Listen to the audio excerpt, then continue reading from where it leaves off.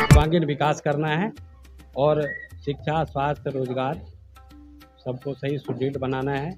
जो चरमराती हुई शिक्षा है, स्वास्थ्य है, इसको हम एक चुनौती के साथ उठा रहे हैं और भारतीय महासंघ पार्टी सत्ता में आते ही इसको सबको सुचारू रूप से चलाएगी और देश को आगे ले जाएगी। किन मुद्दों के साथ आप चुनाव में जाएंगे?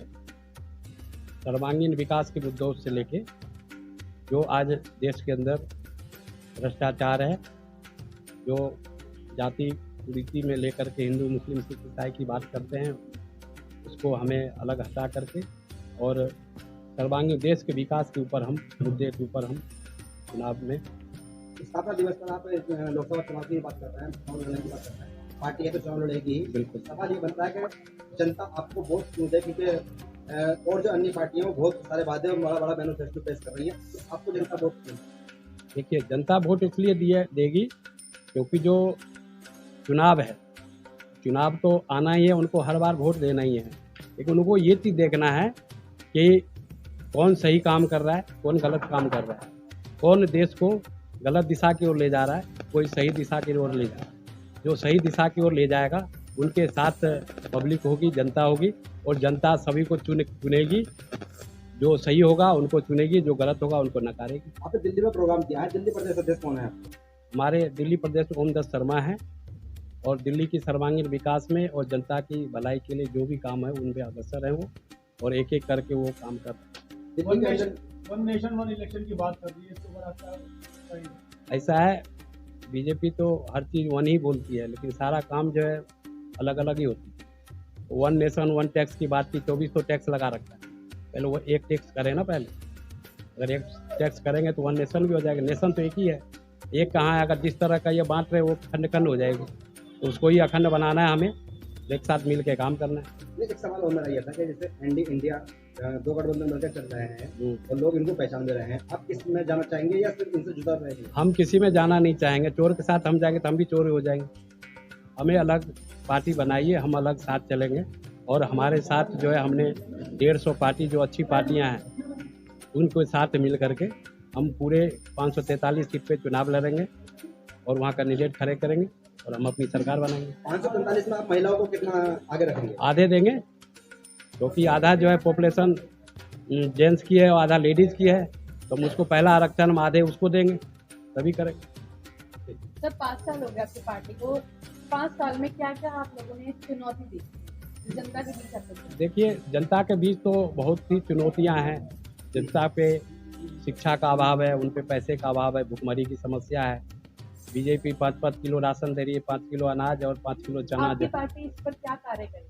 हमारी पार्टी इस पे जो है जनसेवा कार्य करेगी और उसके तहत जो गरीब है, गरीब के लिए सारे अनाज की व्यवस्था फ्री हम नहीं करेंगे। जो मूल्य, जो निम्नतम मूल्य है उस पे हम उसको जो है देंगे और जो हमारे जो गरीबी रेखा से नीचे है उनको हम 3000 रुपया मासिक पेंशन से बढ़ाकर 5000 रुपये पेंशन करें। आपको संशोधित करते हुए ये बताना चाहूँगा कि इस पार्टी का मैं संरक्षक भी हूँ, और संरक्षक होने के नाते मैं इस पार्टी के कार्यक्रम में, स्थापना दिवस कार्यक्रम में जरूर उपस्थित होता हूँ और उसी क्रम में मेरी आज उपस्थिति है।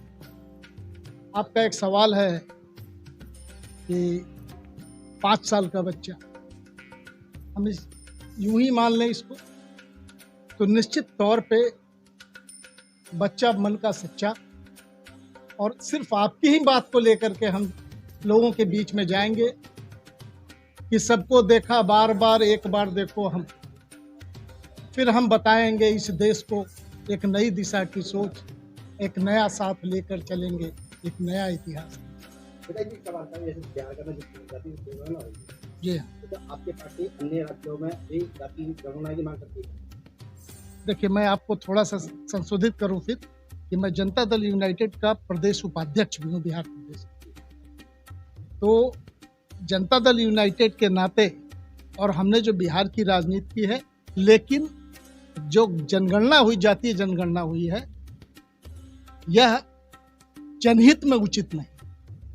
ईवीएम के बारे में मेरा जो कहना है, निश्चित तौर पे कहाँ एक अभी चुनाव के उपरांत किसी अधिवक्ता महोदय का एक बयान आया था और उन्होंने एक तार्किक ढंग से बताया था, और मैं भी ये कहता हूँ कि अगर ईवीएम से, मतदान से और मतगणना के बीच में अगर समय अवधि कम होती है तो वहाँ परिणाम भारतीय जनता पार्टी के अपेक्षित परिणाम नहीं होते हैं, लेकिन जहाँ समय अवधि अधिक होती है वहाँ उनके अपेक्षित परिणाम होते हैं और मतों का अंतर काफ़ी बड़ा होता है। यह एक सवाल खड़ा करता है और मैं एक आप सबके माध्यम से मीडिया के सामने एक सवाल करना चाहता हूँ कि निश्चित तौर पे इस देश के अंदर जो देश की राजनीति और देश की बागडोर जिनके हाथ में है, एक सवाल है मेरा देश की सुरक्षा के सवाल पर कि पुलवामा हमला पे सत्यपाल मलिक महोदय जो उस समय के तत्कालीन गवर्नर थे,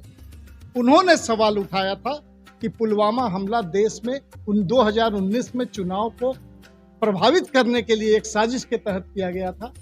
और मैं भारतीय जनता पार्टी से एक सवाल और इस महासंघ पार्टी की तरफ से एक सवाल करना चाहता हूं, उनके तमाम शीर्ष नेतृत्व से पूछना चाहता हूं कि अगर उनमें हिम्मत है तो सत्यपाल मलिक को गिरफ्तार करें या नहीं तो उस पर पुलवामा हमला पर अपना स्पष्टीकरण। मेरा सबसे पहला सवाल है।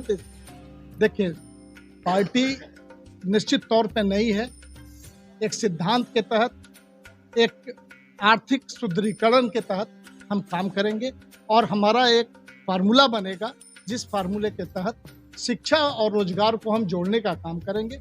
शिक्षा से रोजगार को जोड़ेंगे तो निश्चित तौर पे समावेशी विकास होगा, समदर्शी विकास होगा।